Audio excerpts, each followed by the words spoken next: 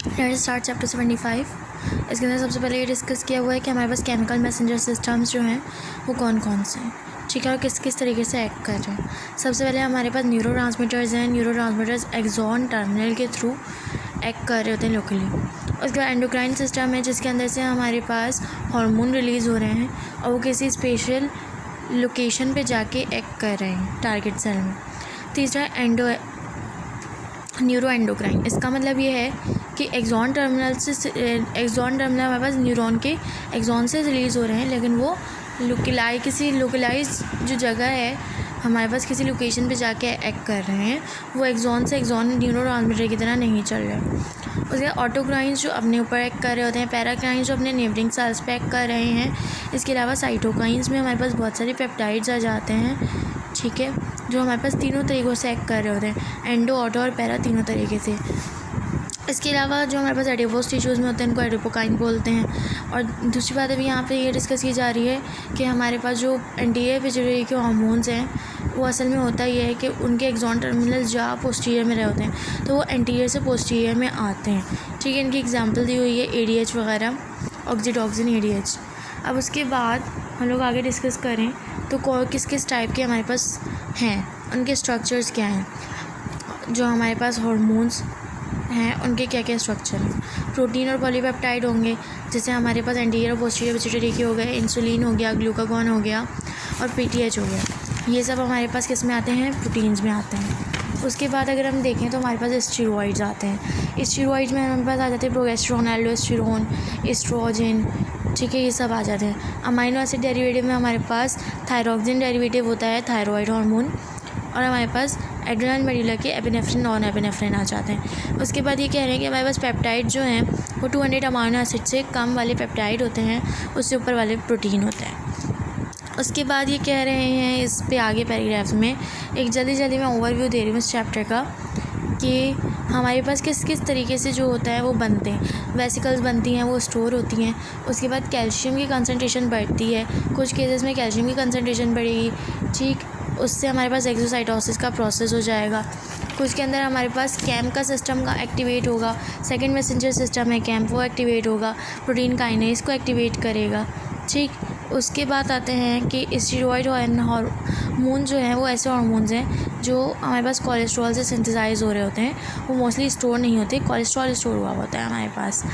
अब मैकेनिज़्म पे आ जाते हैं हमारे पास। Amino hormones are derived from tyrosine, ये MCQ है, ये पूछा जा सकता है। अब हमारे पास सबसे पहले यहाँ पे थायरॉक्सिन की दिखाई हुई है कि किस तरीके से थायराइड हार्मोन जो है उसका मैकेनिज़्म होता क्या है कि हमारे पास थायराइड हार्मोन है, वो एक थायरोग्लोबुलिन प्रोटीन है, उससे जाके अटैच होता है, ठीक, एक फॉलिकल में। उसके बाद ये ब्लड में जब एंटर होगा तो एक थायरोग्लोबुलिन से अलग हो जाएगा। ब्लड में एक दूसरा ग्लोबुलिन, थायरोक्सिन बाइंड ग्लोबुलिन होगा, ये उससे अटैच होगा और फिर जो हमारे पास टारगेट सेल है वहाँ पे जाके दोबारा रिलीज़ हो जाएगा। एपिनेफ्रिन और एपिनेफ्रिन हमें पता है एड्रेनल मेडुला में होते हैं, इसके कॉर्टेक्स में जो स्टेरॉइड हार्मोन्स होते हैं, ठीक, एल्डोस्टेरोन, कोर्टिसोल वगैरह। मेडुला के अंदर एपिनेफ्रिन और एपिनेफ्रिन होता है और यहाँ पे एपिनेफ्रिन जो होता है वो ज़्यादा होता है। अब हम आगे बढ़ते हैं। आगे हमारे पास इसका फीडबैक कंट्रोल बताया हुआ है किस तरीके से कि नेगेटिव फीडबैक कंट्रोल होता है।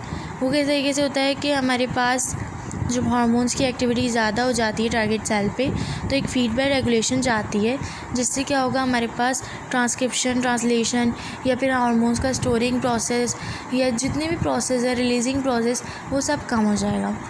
एक और चीज़ होती है पॉजिटिव फीडबैक, दोनों चीज़ें होती हैं। जब पॉजिटिव फीडबैक आएगा तो हार्मोन्स का सर्च शुरू हो जाएगा, जैसे LH हार्मोन में होता है मोस्टली।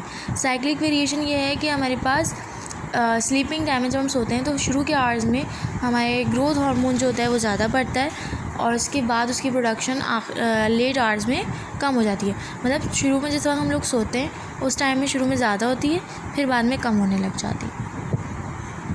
ट्रांसपोर्ट का हमें पता है कि किस किस तरीके से ट्रांसपोर्ट होते हैं। कुछ मोस्टली हार्मोन्स जो होते हैं वो प्रोटीन बाइंड होते हैं और जो स्टेरॉइड हार्मोन है, स्पेशली थायराइड हार्मोन, स्टेरॉइड। इसके अलावा जो वाटर सॉल्युबल हैं वो हमारे पास प्लाज्मा में इजीली ट्रांसपोर्ट हो जाते हैं, लाइक पेप्टाइड और कैटेकोलामाइन। क्लियरेंस क्या है कि हमारे पास रेट ऑफ हार्मोन का सिक्रीशन और उसका रिमूवल, इन दोनों के जो हमारे पास इक्विलिब्रियम मेंटेन हो रहा है उससे हमें पता चलता है कि हार्मोन की कंसंट्रेशन ज़्यादा है या कम है। इसका फॉर्मूला क्या है? Rate of disappearance divided by plasma concentration of hormone. अच्छा, हार्मोन किस किस तरीके से क्लियर्ड हो सकते हैं? उनके हमारे पास मेटाबॉलिक डिस्ट्रक्शन हो रही है टिश्यूज़ में, या एक्सक्रीट हो रहे हैं लिवर के ज़रिए, यूरिन के ज़रिए एक्सक्रीट हो रहे हैं, या किसी बाइंडिंग हो रही है उनकी टिश्यूज़ से। ये वो तरीके हैं जिससे वो एक्सक्रीट आउट हो जाते हैं या हमारे पास प्लाज्मा से क्लियर हो जाते हैं, कम हो जाते हैं। अब इसके अलावा हॉर्मोन्स जो हैं वो कैटेकोलामाइन पेप्टाइड मैं आपको बता चुकी, ये वाटर सॉल्यूबल है।